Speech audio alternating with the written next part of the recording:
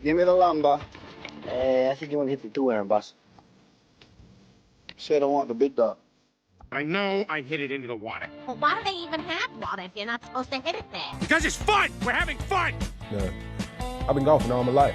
I eat golf. I sleep golf. My wife get mad at me. All I do is golf.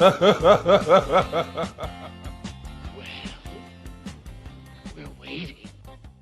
Welcome back to the Back Tee Boys podcast. I'm one of your hosts, Tim. John, Thomas, how we doing, fellas? Great. Ready to be here. Certainly not playing them from the front tees. Certainly not. You do have all three Back Tee Boys here tonight. We have a major championship. It is a major championship week. We have the PGA at Valhalla this week. Back Tee Boys Social will have all the coverage from all of it. Formerly Twitter, X, Instagram, YouTube will have lots of coverage of the PGA. Go there, follow, like. Follow us, but also follow our bets, which we'll get Yes. to at the very end. As always. We have a lot of knowledge on this subject and a proven record of making bets. And losing most of those bets. Yes. Losing all of them. Losing them all. Can I bet on Scotty Scheffler this week? You can bet on him. Yeah, we can pick him this week. Okay. We'll get to that at the end, though. As also, wherever you get this podcast, whether it's on Apple, Spotify, whether you're watching on YouTube, give us a comment, rate the episode. It helps us with the algorithms. Super helpful. And as always, we are brought to you by Pin Golf. Pin makes awesome rangefinders and speakers now. They just came out with, or they leaked some images of a new one that looks to have some GPS data in it. One-stop shop, if you will. To help you with the yardages, but the Prism Plus just came out. Things awesome. There's going to be some pin content coming from the boys here in the next few weeks, and we're looking forward to that. But make sure you go over to pin.com or pingolf.com. Check out the new Prism Plus, the Dart rangefinder, the Dart speaker. Use code BACKTBoysPod at checkout to get 20% off. There was some big Back Tee Boys news. Huge. It was leaked a little bit on our social media. The Back Tee Boys have decided on a home course. There was white smoke out of Back Tee Boys headquarters earlier this week. It has been chosen. It has been chosen. The boys have made the decision to join 1757 Club out in Dulles, Virginia. So a little bit of background on this course. About 270 years ago, this golf course was founded, and it's just made its way through the Revolutionary War, the Civil War, and today it's just absolutely pristine. No, 1757, what was it? It was the year that Loudoun County, Virginia was incorporated. A shockingly unimportant date in American history. It does make an amazing logo. Great logo. Somehow. I wish the date was more important. I really do. But awesome course, awesome people over there. Practice facility is, we talked about it in the last podcast, but unbeatable. I mean, just gigantic, huge short game facility, giant putting green, 2 different sets of grass tees, mats, TrackMan. The course is unbeatable as well. Of course, in that I certainly haven't beaten it, and who knows if I will. But all that water has spelled some trouble for you, and soon to be getting a subscription to golf balls. Is that what we were talking about? Yeah, Amazon subscribe and should save, not a sponsor. Could get be you a little Jeff, discount. Yeah, please, Jeff, hit us up. 5% off a dozen if you schedule it weekly. I'm thinking weekly orders. Weekly 3 dozen balls, maybe. I know TaylorMade does the same. You can subscribe on there and save a little too. Hey, that's not a bad. Again, not a sponsor, but could be. Yeah. Okay. I like it. But we did play this weekend, inaugural round of the boys. I know Thomas got out for 9 before that, and I had used the practice facility a little bit. But felt good to get out there with you boys, and I'm sure we'll have many more rounds this spring and summer, and just a great track. Already starting to feel like home. What are y'all's favorite holes thus far? Yeah, I think there's so many, and it will kind of develop. 18 of them. 18 holes. That's such a good point, John. Thank you. So many great holes. And I'm sure it will develop over time which ones I like and don't. Right now, the one that stands out to me, and I haven't played it particularly well, I really like 17. I think 17 is a great hole. I'm trying to place what course that reminds me of, It's a tour. It's a stop on the tour every year. Well, yeah, describe the hole for us here, Tim. So it's a kind of shorter par 4. Water in play off the tee on the right, up by the green. Kind of like marshland off the tee, and OB left. So you got to hit a good tee shot, but it's only a wedge into that green, maybe a 9-iron. Which is also protected by bunkers. Yeah, bunkers elevated. long, elevated, water right. Yep. Not a lot of spots to miss, but that visually, that hole just really stands out. And eventually, it will come to me what course on tour that reminds me of, but it isn't coming to me. I really love that hole. I do really like that. I think it's 6 is another short par 4. I mean, a lot of them, it's not a crazy long course, so nothing is insane except for the, 235 yard par 3. I mean, there's a 600 yard par 5 on the back. It's fair, but It's 6,600 yards. It's no joke lengthwise. yeah, but yeah, this par 4, I think it's 250 yards from the back tees. I might describe it before, but completely blocked off by trees, dogleg right, and then water on the right. So you have to send a tee shot straight out to this fairway that you can hit driver if you really want to, all the way to the corner, and then cut back right to this green that now is protected by a bunker on the left, and just a drop off into the water on the right side, almost all the way around. So I really like that one, and I keep thinking about how I want to play it. On if I do want to take driver and try to cut more off of it. I tried to in our first inaugural round, and then before that I just been hitting straight up the fairway. So I think that allows you to get a little creative, and I played it well our first round out there. Second time out there, I think I had a bogey, but didn't lose anything in the water. And this last time, put one right in the drink, and I think I had double or something crazy. So. I really like that stretch of holes, 6, 7, 8. That kind of shorter par 4 dogleg with the water. Then you've got that, bear of a par 3 coming back at 230. Deep par 3. Deep par 3. And then the 8th hole, which I've tripled both times we played, but I do like it, and it shouldn't be as hard as it is. But another great par 4 with a ravine in front. Even 9's good too. 9's a good hole too. 9's just lined by water along the whole right side, and then it sort of cuts in front of the green there too. So you always have some danger lurking, and especially for right-handers, if you slice the ball at all, it's always in the back of your head that you're going to lose one in the water. On pretty much, I think it's 15, 18 holes. 13. I think it's 13. Something up there. It's a lot of these holes of have water. These guys have a really good photographic memory of all the holes. I'm not gonna lie, I'm just kind of the average person, and I am getting the scorecard up as we speak to some of these holes. But in general, each hole does have a lot of character, so that's not the issue. There's a lot of variety on this course, and a lot of potential for holes to emerge as like the nightmare or the paradise. So I like 12 a lot. Well, now I'm trying to think what going the other way. What would be your least favorite? Because when I think about it, I think it's 11 is sort of just a straight ahead par 4, bunkers lining the fairway. Yeah, but I like that lead up to that hole. I just can't stand the 240-yard par 3 personally. I just can't do it. I don't have anything in the bag that will reliably put me on the green every time. And I think that one of the appeals of a par 3 is being able to say, hey, look, if I strike something well, I'm all right. But the same thing that could do you, the 3-wood off the tee is what I'm taking, right? And the same thing that could do you left side of the fairway, a little bit off in the rough, whatever, is not going to do you a green on that par 3. I personally don't like 5 that much. 5, and I guess I shouldn't say 5 feels repetitive because it comes before 6, but 6 feels like just a better version of the fifth hole. Yeah, a little shorter. Well, a lot shorter. And shorter makes you make it harder. Makes you make a bigger decision off the tee. 5 is the hardest hole in the course. Yeah, I think 6 is honestly harder. It's probably short. It's shorter, so it's probably not rated as high. 5 just feels kind of like it just is a lazier version of 6 to me. Well, yeah, tell us about 5. What's that like, though? 5's kind of the same. It's not as sharp as a dogleg right. It's a little bit longer.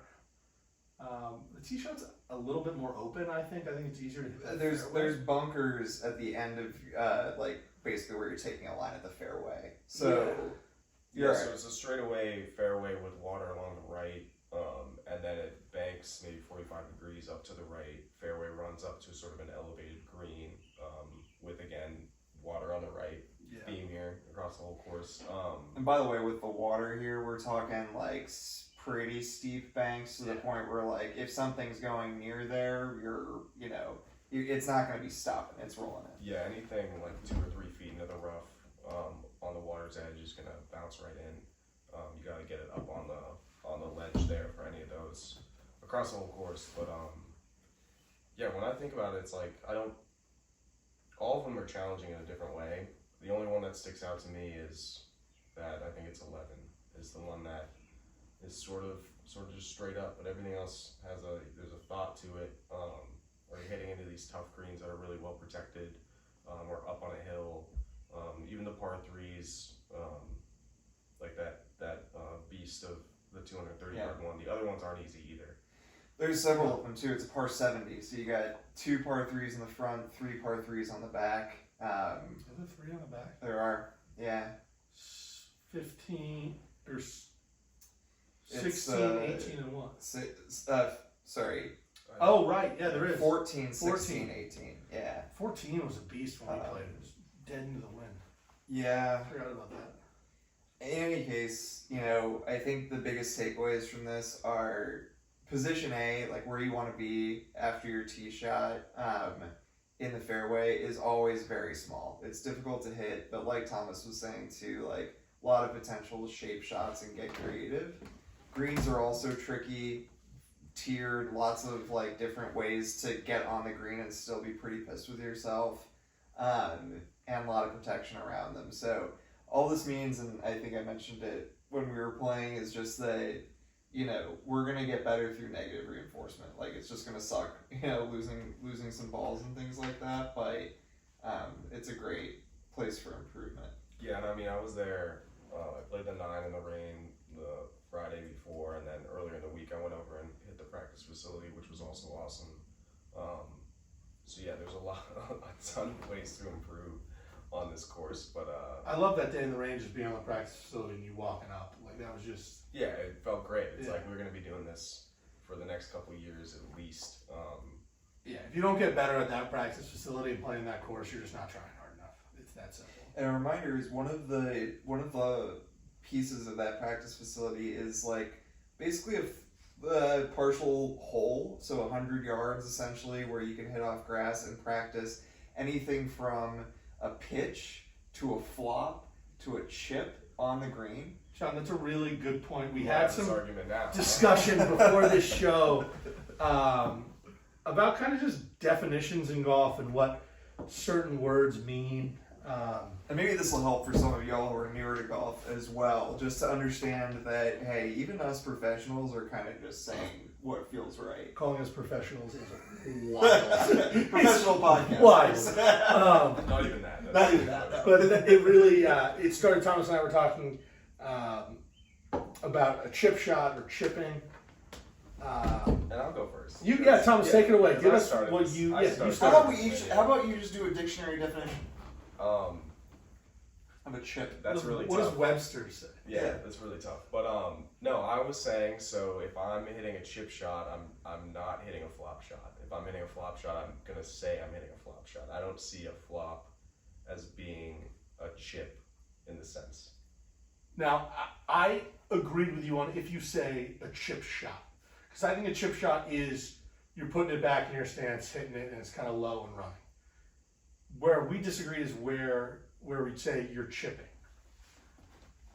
I think anything, if you're chipping, it's anywhere within 15 to 20 yards of the green. It doesn't matter the type of shot you're Even if you're hitting. in a bunker, even if you're in the thick rough, even if you're sitting up on a hill, Bunker might be you're the about only. to raise it so high up in the Bunker air. might be the only exception because I'd say hit a bunker shot. But So you're going into the clubhouse and you're saying I was chipping. You're not saying I hit a flop I'm not saying how high I hit the shot. If you're within 20 yards of the green, you're chipping. Now, by the way, I think Tim is coming from the school of Tiger Woods PGA Tour video games. For those of you who have played, this conversation may actually even be more familiar, but for those who haven't, essentially you get to select a different shot type before every shot, and you can actually select most of those types at any point in the course. But a pitch is something like a half-swung wedge, so it's going like 50 yards, something like that. You might also use it as a shot type to get out of a bunker. A flop shot, you can't hit it very far, but it's going very high in the air with a lot of spin, so it lands and it stops. And a chip usually looks like you're pulling the club back just the tiniest bit, maybe lifting the ball like, halfway up up to your knee off the ground and then letting it run. So a lot of what Tim is talking about is coming from the fact that, like, if you think about hitting a chip shot, it's just like a little doink that sends it running. If you think about a flop, it's way up in the air, etc. Yeah, I mean, that's exactly where I'm at. I think that's what Tom is saying. I think each one is defined in its own way, and that chipping, in my mind, would not include hitting a flop shot. You're chipping. You're chipping anything within 20 yards of the green. And we can't wait to hear what people have to think about this. The other one that came up amongst this argument was if you're hitting something off the tee. Yeah, if you're hitting, let's take par 3s out because I don't think any of us say it on a par 3. But if you are between the tee markers, even if you're hitting a 4-iron or whatever you're hitting, would you call it a drive? Because I would. If I hit a 4-iron and I was telling... Even if you aren't using your driver. Driver, yes, John. I see. Like, if I was telling how I played a hole afterwards and my tee shot with a 4-iron went in the water, I would say my drive went in the water. Which I would say that's insane. Why? What would you say? Your 4-iron went in the water? Yeah, I hit 4-iron off the tee. I hit my tee shot into the water. Now, what if you don't tee it up? Is it a tee shot? It's still between the tee markers there. It's still a tee shot. A tee shot on a par 3, same thing. You don't tee it up. So when would you say that you had a drive? When I hit my driver. Only your driver. Oh, because he's thinking about his 3-wood. It wouldn't be an iron. He's thinking about his 3-wood, and he's thinking about his... It wouldn't be an iron, though. It wouldn't be an iron. I don't think I'd ever... So at the Masters, hold on. No matter what they hit off the first tee, they say 4, please, now driving. Tiger Woods. It doesn't matter if they're hitting driver or 3-wood. They still say 4, please, now driving. Some guys hit 3-wood, some guys hit 3-wood. That guy's reading off a script, so... No, you think he has to read off a script? 4, please, now driving? You don't Someone think definitely... Someone definitely had it. Yeah, now 3-wooding, now tee-shotting? Now my question to you, Thomas, is, so are you saying that a drive is basically anything hit with a metal of some sort, off of irons are made of metal. Yeah, sorry, a wood metal off of the tee. Now, if you use your driver in the fairway, like a lot of PGA Tour players actually started doing, I've actually never even tried it because I don't want to mess up. What if they use the mini driver? If they use the driver off of the fairway, like second, third shot, is that drive? I'm going back to, like, if I'm thinking about describing how I played to someone else in the clubhouse afterwards, maybe I'm just, like, explicit with it. In the fact that I would say, like, I hit my 3-wood. I hit my Because you're a very technical person. That's why there has to be 100 different shot types. No room for you. God forbid you get Yeah, I mean, satellites don't go up on vibes. Do not go up on vibes. They go up on specificity. They do not. Satellites don't ship themselves into orbit. If someone told me they were chipping, how am I supposed to know that they hit the ball 100 yards in the air? Well, neither of us is saying that they would do that. That's crazy. 100 yards? In the air? Yeah, in the air? I mean, I can hit a flop shot from like 60 yards away. Okay, well, sure. So show me next time. That's crazy. We'll do it next time we go. Okay. I think this is a very insightful argument that I definitely won. Oh, and you definitely did. we can move on. I can't wait to hear from people. Yeah. They're gonna. Yeah, take sides, please. Yeah, please take sides and go after Yeah. Thomas. And, Really, like, get ad- personal with ad it. hominem, yeah. Yeah, get personal with it. For sure. Maybe like send threats. You know, That'd be wild. that would be wild. Police reports will be filed. Please, will be We'll fun. blow up your house. That would I would be really enjoying that. Tim wouldn't. He would be collateral. I'd be damage. homeless. I'd be homeless or collateral damage, depending on if I was home or not. Okay. On that note, we had a pretty good week on the PGA Tour this week. On that note, that's how you transition. Wow. Yeah, you on wanna know that what? note, dude. Yeah, because Rory exploded up the leaderboard Hey. at Quail Hollow. There it is. Um, there it is. Great week on the PGA Tour. The Wells Fargo Championship down at Quail Hollow in North Carolina. The Wells Fargo has been hosted in DC a few times. Great event. It was a signature event. As What does that even mean? the PGA Tour to compete with Live designated, I think, 8 events as signature events where the purses are higher. There's more incentive for the big players to play. This was a signature event. It really hasn't done anything except increase the pot. Well, I do think a lot of the big names are showing up for these ones. I So, think- like, what was the Heritage one? It was right after what was the one? RBC Heritage? The Masters, right? I think, to be fair, they made the signature events the big events anyway. Like, guys are showing up at the Memorial, the players. So you're right, they did. But we got kind of a Rory win we haven't seen in a while. I know he won at the team event with Shane Lowry. What really showed some flashes of old Rory, where walking off, I believe it was the 8th green, he was 2 back of Xander, and finished the day winning by 5, making double on 18. He chipped in out of the bunker at one point for Eagle on that run. You don't need to make such serious eye contact when doing that. I needed to. I just didn't know if that was the proper use of the word chip, Thomas. Just wanted to make sure. Rory's one of those annoying players who only plays well when you least expect it. Correct. He'll sneak up on you, and the reason why that matters to us is because expecting it is part of sports betting. Mhm. And so you never want to place your money on Rory. Like, he could No. do whatever. You don't want to place it on him to miss the cut. You don't want to place it on him to top 10 or to finish number 1. Well, I think it's going to get into, this probably brought a lot of people, not me personally, back into maybe betting Rory this week. And we'll talk about this later in the betting stuff. I've been very critical of Rory. I've never been the biggest Rory fan.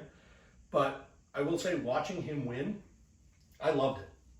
It really brought something out. But truly, he needs to do this in a major, because it's just winning at Quail Hollow. I guess the PGA is there next year, but winning at a regular tour event is not going to prove to me that Rory is back or one of the all-time greats. Since he won, you guys know how many times he's won a PGA Tour event since his last major?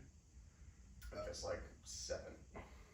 Twice. 16. 16? He's won since 2014. He's won 16 tour events, and we've been like, Rory just hasn't had it. God. So until he does it in a major, I do not think the golf world is going to believe Rory McIlroy is truly. Yeah. No, I agree with that. I think he does have to show up in those majors because that's where all the eyes are on him. Yeah. Scotty Scheffler was not in the field this week either. Yeah, and he's the most dominant player on earth right now. So Oberg was not in the field either. Another guy who's playing pretty good golf. So 2 very good players. I tell you what, another thing that's moving the needle for me on Rory lately is, he's got pretty emotional personality, right? And so that comes out in some of the negative ways, like the club throwing. It used to be more so this, but the club throwing, the club breaking, withdrawing from rounds if he's not doing well, that type of thing. But he really has invested a ton into the game of golf. Like, he clearly cares so much about the legacy of golf, the value in it, and not letting Live just assign some dollar value to good players. Essentially, he wants to ensure that the game is preserved, and that's why he's on the PGA Tour. Yeah, and I think along with his sponsorship money that he gets on the side. It was a big win for him, especially with all the reports that came out this week about kind of the grift between Rory and some of the other guys on the PGA board, and him kind of stepping down. Kind of a big win for him to put sort of a statement out there. Yeah. Absolutely. But on that, there has been some PGA Tour live drama over the last week.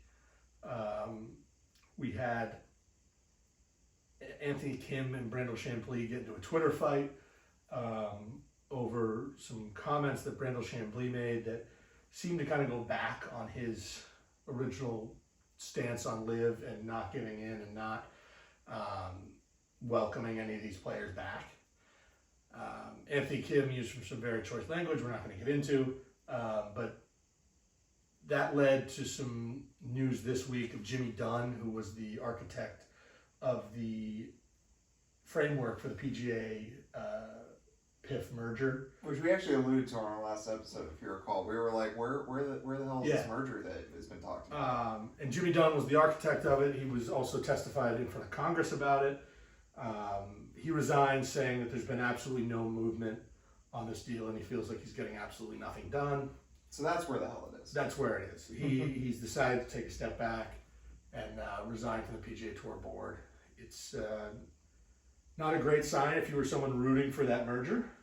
Are we though? I don't know. Let's ask. I Are we don't know. rooting for that merger? Do we want Liv to merge with the PGA? What would that look like even in your ideal state?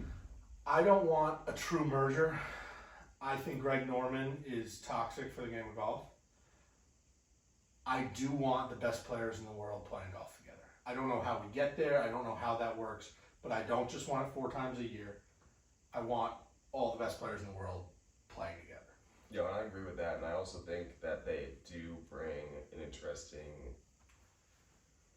difference there where you could still have events with all of the best players on earth at this point, but doing more team events. Because I know that was something we talked about, that there's really the Ryder Cup, and that's about it. And if you start having something else that's every year, that might be taking some of those ideas that Liv has sort of tried to build up but haven't had the following for. I think ideas like that could work in a way. I wouldn't know. Obviously, I'm not the expert on how you would want to do that or how you'd want to format it. But I think it could be a cool thing to explore on the PGA Tour if they did have all the best guys back. Maybe we'll see the range goats on the PGA Tour. Yeah. Who knows? With Fireball. The Rippers. The Rippers. Cam Smith, welcome back. Hopefully with better names, because the names of the live team sound like it was like a 5-year-old who came up with them. Yeah, it's like the High flyers. Auto-generated 2K AI. team names. Yeah.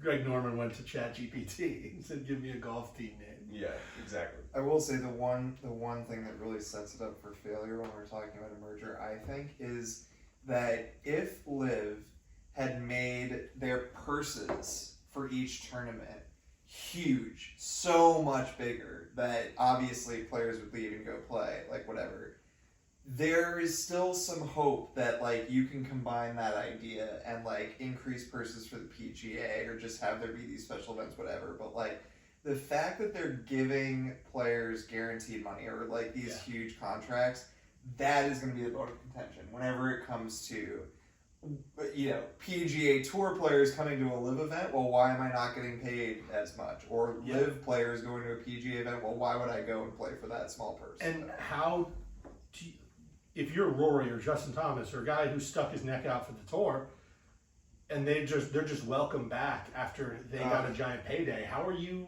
feel about that? Like, how can you sit there and be okay with that? And funny enough, I think it's even less Justin and Rory, who are enormous names who have stuck with the PGA. But, I mean, just think about the people who are out there grinding who have, you know, 1 or 2 wins to their name and are sticking with it. Yeah, exactly. Max Homa, Sam Burns. Like, these are the type of characters who kind of just quietly have been doing their job, minding their business type of thing. And, like, to know that it was all for nothing and, you know, what's next is just crazy. Yeah. Who knows? Maybe with Jimmy Dunn gone, there'll be some movement, but I'm not holding my breath. It didn't seem like he was an obstacle. No, Tiger, apparently Tiger's the only player who's in the negotiation room. But we will see what happens with that. It's been a weird run for golf, and we'll see where that takes us. I'm not optimistic about it though. Something to be optimistic about, I guess. Nelly Korda has been playing some great golf on the women's side. We don't talk a ton of women's golf. Certainly less drama than this whole Certainly. PGA Live crap. So Less drama, but Nelly Korda's streak of 5 wins in a row has officially come to an end. 5 wins in a row. Just imagine how hard that is when you think about it. Like, first of all, those of you who play golf, like, your best round, how often does that just come out of the blue? And then imagine stringing 4 of those together against, maybe 100 competitors for 5 weeks in a row. Yeah, I mean, crazy. just the magnitude is insane. Obviously, we talked about it with Scotty, but like, even he hasn't. Scotty done 5 hasn't wins in a row. So That Nelly Korda streak is impressive. Yeah, and even with the travel involved too. Like it's like someone having a heat check and they're playing out of their mind for 4 days in a row. Like we see that every week. Someone's having a great weekend, but to then go home, travel to a different course. Yeah, and then still be on your top of your game for that long, over a month. Wildly impressive. And then also wildly impressive was that leaderboard that the top 2 finishers were 24 under and 22 under, third place 9 under. Yeah.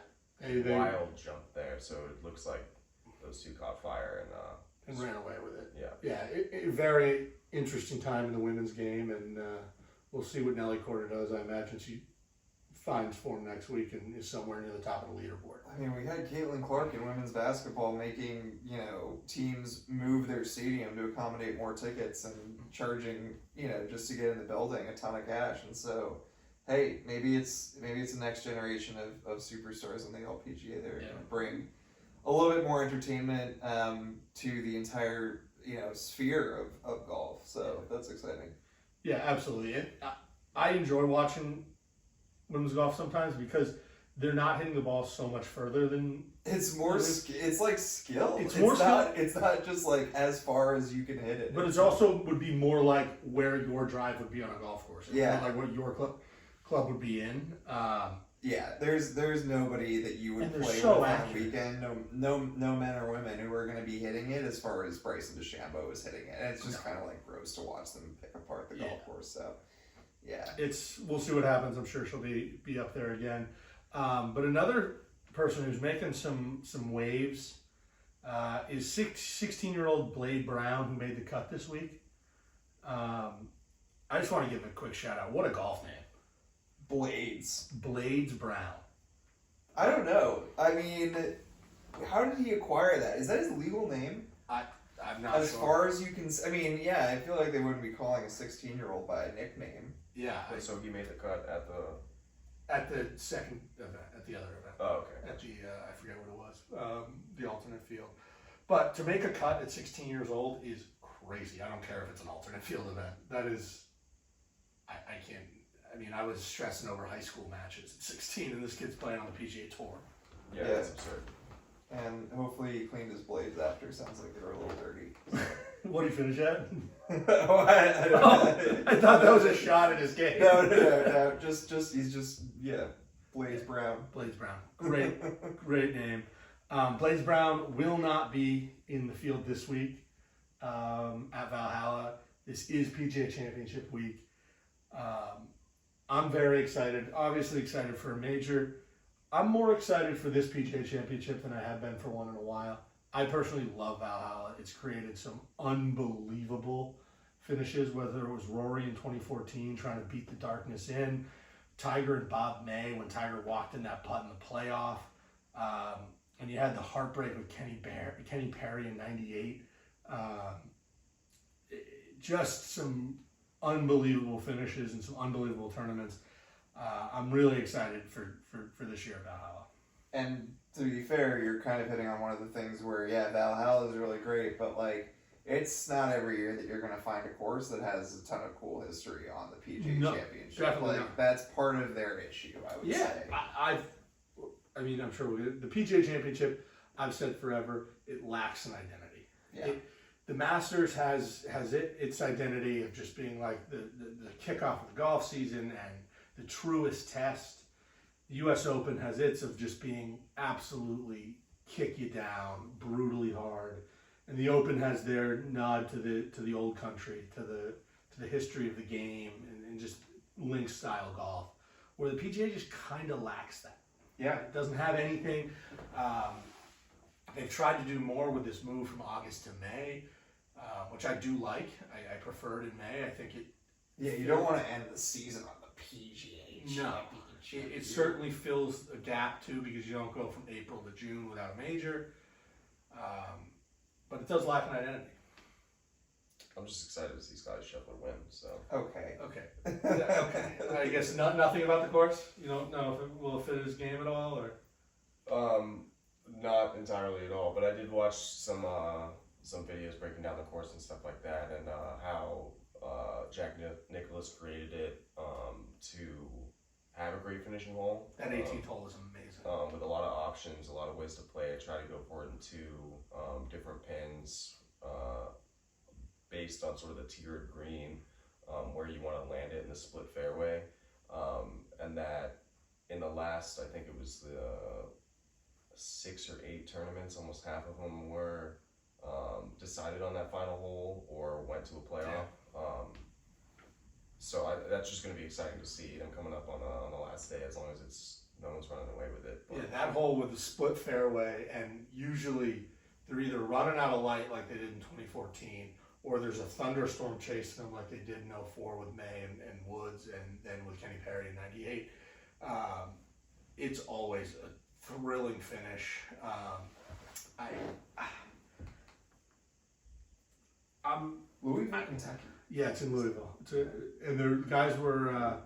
Tiger is going to play. Tiger has been on the ground since I think Saturday. You call that playing? I do. I call making the cut play, like he did at the Masters. I definitely call that playing. Well, we'll see. We'll see if he does that. Tiger has won here before, as I mentioned in 04 against Bob May with the famous walk the putt in. that was only 20 years ago. You can still do it. Yeah, BD. So we'll see what he can do this week. We have Rory coming off, I guess, back-to-back wins in his start, except the Zurich is a little asterisk. Hey. Yeah, it was a team event. You have a partner. Scotty has won back-to-back wins that he's played in. We'll see how Scotty's affected by dad duty. I mean, sleeping in that chair in the hospital room, crying baby at night. I don't know how that's going to affect Scotty's game. All kinds of duty. Has he had the time to get to the range as much? We'll see what that brings for him. As long as he hasn't shaved the beard, I think he's going to be fine. And we have Brooksy coming off of winning his last start on Live in pretty decisive fashion. So, do we want Scotty to win though? Because if he won, wouldn't that mean he's probably a negligent parent? Or it means he was practicing. It means that he actually picked up a golf club while his infant child, the most important thing in the world, was just crying. That's a wonderful point. His wife was taking care of it. His wife who just gave birth is taking care Yeah, of it. that's He's hitting golf balls? That's rude. I don't think Scotty should win another event until his child is 18. Because 14. 14. Oh, okay, yeah, they get some independence Yeah, on that. yeah, I think that's at that super point fair. Anything less than that, though, I don't know. It's kind of questionable. Does anyone know the number for CPS off the top of their head? I don't. Louisville CPS. I don't know. Louisville CPS. Yeah, it won't even be his hometown CPS. It'll be Well, I'm sure the kid might be there. The CPS in Louisville is going to take his son away At the event. Yeah, at the event. We'll have. We don't know on if it's a son or standby. daughter, but we will see how that affects him. I'm sure Thomas is going to pick him. And it's not a bad pick. Do we actually not know if it's a son or daughter? No stuff. They've released no information, which I don't. So does he know? They probably know. They're probably not listening to the world. I'm concerned about this kid. It literally came out and then he left her side to just go putt or something. Like, it's so. You might have brought a putting mat to the hospital. Yeah. Oh my God, he definitely did that though. Is that worse than the husbands that bring gaming consoles to the hospital? No, that's better. They're both not good. They're both not good. I mean, what if it's like 18 hours of labor though? I mean, you can't get a quick 30 on the putting green like while they're doing the whole epidural and all that stuff. Like, you can just roll a few putts. You're at least in the room. You don't have a headset on. Like, you're No, he'd have AirPods in. He's got to stay He's gonna focused. walk in. He's getting ready for that double-tiered green at Valhalla. Mirrors on the ground, right? Yeah. He's probably got his putting coach in there too, just like working. Just whispering to each other Yeah. in the corner. Got a little handsy with that one. Well, the last person to highlight is Akshay Bhatia, because he won here in 2018 when he was, I want to say 16. He was young, man. He won on the junior PGA. And it was so, like, he absolutely tore that course up. Like, he wasn't really in any danger. So far, 2 wins on the PGA Tour, both playoff wins, by the way. So went into 18 and left it tied and was able to come in clutch. So, you know, he's got history. He's a clutch player, and he's been doing better and better, especially this year. So let's see what happens. Yeah, I think that's like back when everyone was looking at this kid as like a prodigy, and he's showing up his first year and starting to sort of prove that. So could be interesting weekend for him if he makes it the weekend and has a good showing. Definitely. Yeah, it will be a great week, and I guess on that note, let's get into some picks here, shall we? Before we get there, as always, our picks are brought to you by State of Mind Golf. Awesome golf streetwear, t-shirts, hoodies, crew necks. You can pick the state license plate you want. No specialty license plates, though, John, as we learned last week. Just the standard one, says golf on it. Lots of colors. Really, really cool stuff. I know we have some of it, and Yeah, I love mine. yeah, you wear we both wear ours quite a bit. So go to stateofmindgolf.com. Use code BACKTBoys. I think it's 15% off. That will get you. Pick up some golf streetwear, because there isn't enough golf streetwear, and we're always looking for some more. So with that, who wants to lead us off here? As always, we do a favorite, an underdog, a top 10, any other bet. I will say the boys' bets have been awful so far. Tough. On this, but maybe, you never know. This could be the week that changes. So you want to lead us off there, Susie? Yeah, sure. I'm going to take, no surprise, Scotty Scheffler to win. Wow, that's an exciting Plus out of the box 400. pick. He's the best player in golf. Plus 300. Imagine that, $10 to win 30 for On FanDuel. one golfer. What is he at right now? Plus 400. Oh, plus 400. Yeah. Oh. For one golfer to win. But out yeah, of when that I'm looking huge at it, it's the top 3 right now are Scotty, Rory, and Brooksy. So I'm taking Scotty. I have to. He's the best player on earth right now. Even if he did just have a boy or girl, we don't know. Respecting their gender identity. Very good. Well, we have no idea, but yeah. I'm actually going to jump to my sort of wild card pick here, just because I liked it looking at it a little while ago. Tournament groups, picking out of the group they have there on DraftKings here. Their group, they have Adam Scott, Henley, Tom Kim, Noren, and Shane Lowry. And I'm going to be taking Shane Lowry, coming off of that Zurich win. Again, always playing good golf, it seems, lately. And none of those other names really jump out at me, except for maybe Tom Kim. So I really like that one. I thought it was good value for some of the groups they're putting out there. But yeah, jump back. In terms of an underdog here, what are we putting the line at? I think we've always said plus. I thought we said plus 6. Plus 6. That's We're going up there. Plus 6 plus. Plus 6 plus. Okay. 1,000. Jason Day is sort of falling off a cliff, so I don't really like that. I wonder how bad his outfits will be this week. That pick. Did you see it last week though? Yeah, they were bad. Oh, he had one that was great, I thought. The one with the New Balances on?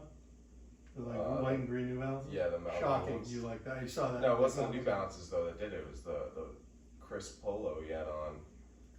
I think all of his have looked like it's a photo out of the 80s. I think it looked awful. One of them looked great, I thought, to be honest. But Jason Day just kind of looks like a chipmunk, so like he just looks so lost in all of his clothing. It's like really challenging. Well, they also make it so baggy for some reason. But like baggy clothing, so people can look like they're like reasonably sized human beings like in baggy clothing, and unfortunately he is not gifted in that department.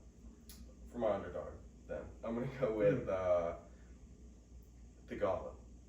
Love that. Oh, At yes. plus Love that. 7,500. Yeah, I mean he's been playing great golf as well. And I think we were comparing him to Tony Finau and how he's always in the hunt. Yeah. But he's a young guy and he can sort of start to break through any second now. So I'm going to take him while he's still down there as an underdog. In terms of top 10s, I think it's a lock top 10 for when Cam Smith shows up to these events. Coming from the Live Tour. Did he top 10 Masters? Yeah, he did.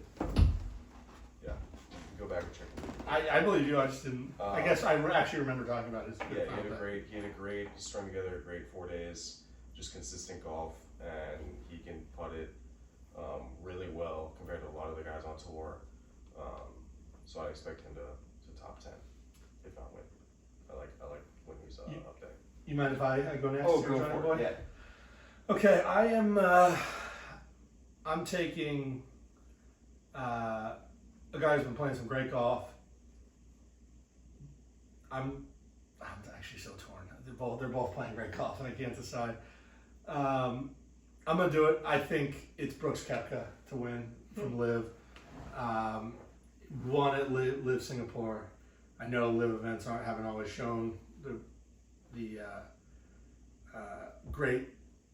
Guys ended up playing great in majors, but Brooksy's been the exception where he's one of those guys who truly steps it up for majors, and for most guys that isn't a thing just getting up for him, but it certainly is for Brooks Koepka in majors. I'm sure he'll come in and he'll be somewhere near that top 10. Are you taking into account his Masters performance? I am taking Brooks Koepka to win the golf tournament. I'm taking the whole scene of everything that's happening and taking Brooks Koepka. Wow. I am then taking at plus 10,000. I am taking Ricky Fowler as my underdog. Ooh. Wow, yeah. Ooh. Reaching on that A one. guy who last year played great golf, came in second in the U.S. Open, has been struggling a little bit early, but has been finding his swing and having better finishes. We all wanted him to win a major, but is this the major that he's going to win? I think it's a course that will suit him pretty well. I would love to see him win. It would be just phenomenal, and he's such a good guy, and you can see all the guys want him to win. Yeah, I don't think there's a single golfer out there on tour, just a fan who wouldn't want him to win more. I agree. Then for my top 10, I kind of want. Can I make it a top 5? Is that allowed? By all means. I'm taking a guy that I cannot stand top 5, but I think this golf course suits him so well. I am taking Bryson DeChambeau. Yeah, we all knew that was coming. To top 5. This golf course is tailor-made for bomb and gouge. He hit the ball so well at Augusta till Sunday. Hopefully he's realized that these majors, unlike Live, are 72 holes and not 54, and he'll show up for that Sunday. But I do think this course is just tailor-made for that bomb and gouge style of golf. So you And hate he'll be a real Bryson. titleist at the end. You hate Bryson, but do. you decided to even go higher than the top 10 and go to top 5. Just because I hate him doesn't mean I don't think he's going to do. I think he's going to do well. I would love to see him miss the cut, but I What think made you he's go going to from top 5. top 10 to top 5? I almost picked him to win. Oh, okay. I think he's going to have. I think this golf course fits him that well. And then for my any other bet, I'm going Ludwig Oberg to have a bogey-free first round Ooh. at plus Tasty. 1,000. Tasty. I like that. And that is because He's been playing. He's playing one of the best out players of on his planet. mind. Yeah, he's insane. has he played here before? I mean, I'm sure they've all played rounds now. He hadn't played Yeah, at He hasn't Augusta played before. Yeah, he hadn't played at That's Augusta fair, yeah. before. He's just a phenomenal golfer, and I think he just keeps it. He keeps it in play. He hits fairways. He hits greens, and that's going to lead you to not making a lot of bogeys. So yeah, Johnny, let's hear it. I'm ready. Favorite is going to be a little bit weird because he's at plus 3,500, which is a steal right now. It's Victor Hovland. He is he has been fumbling the bag this first part of the year, I won't lie. But this is good value for him right now. Victor is one of those people who's inconsistent, but it's not that it's not there. It's there. It's there. Certainly got all the tools. It can come out at any point. And he's one of those people who, like, it's so weird when you watch him play. He doesn't do any one thing particularly right. Like, you see Bryson driving and you see, you know, other people with their short game, that type of thing. Like, he just kind of makes things happen, and I like that type of player. I think he's due to have a weekend where he strings it all together. And at 3,500 value bet. Do you think you're the only one outside of Norway who sees him as a favorite? No way. No, come on. You're also the only one who says Hovland. Hovland, sorry. Well, he went. Didn't he go to like some Texas? Did he go to Texas A&M or something? Or Oklahoma State. Oklahoma State. He's got to have some love out there too. So whatever. I guess I'll have to move to Tulsa. Anyways, underdog Akshay, obviously 8,500 to win. Are you kidding me? I mean, that's just an easy put a buck down and see if you make 85 real quick. A little nugget on it. Absolutely no worries there. I think top 10.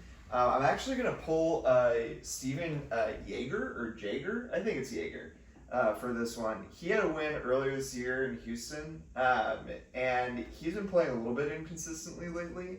But the way that he hits the ball is just real nice, and I am looking forward to another German player that I can root for because it used to be Martin Keimer. What are the odds on that? So to win, it's plus 12,500. To top 10. Top 10, I don't know. I can't see it from this page, but I think value. I think that he'll have many more good rounds this year. Lastly, any bet. Here we go. Brooks and John Rahm to miss the cut, parlayed together. I'll tell you why. Wow. Brooks just won the Singapore, yeah, but he's jet lagged, doesn't like playing a lot of rounds in a row. Kind of the same reason that I'm giving it to John Rahm as well, which is that those live guys just don't have to work very hard, and they were just literally across the world a little bit ago, and now they're coming here, and I think that it's just not going to be. They're not going to be with it. Jet lag's a little easier with a private jet, though. That's fair. No, I get that. That's a bold one. That would really shake up golf. It would be fun. I'm ready to see. I'm ready to come back and be like, hey, I'm the first person to win our Back Tee Boys bets. We'll talk about it. I guess on our wrap-up show next week. Anything else? Yeah, your numbers is plus 850 to top 10. Ooh, that would be a nice. That's another nice. Yeah. Good.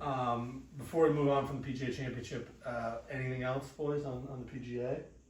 Just excited to watch. Yeah, very excited to watch. Valhalla is always a great venue. I did just want to give a quick kind of shout out to the PGA. I did get to go to a panel discussion on mental health in golf this week, or I guess last week at this point.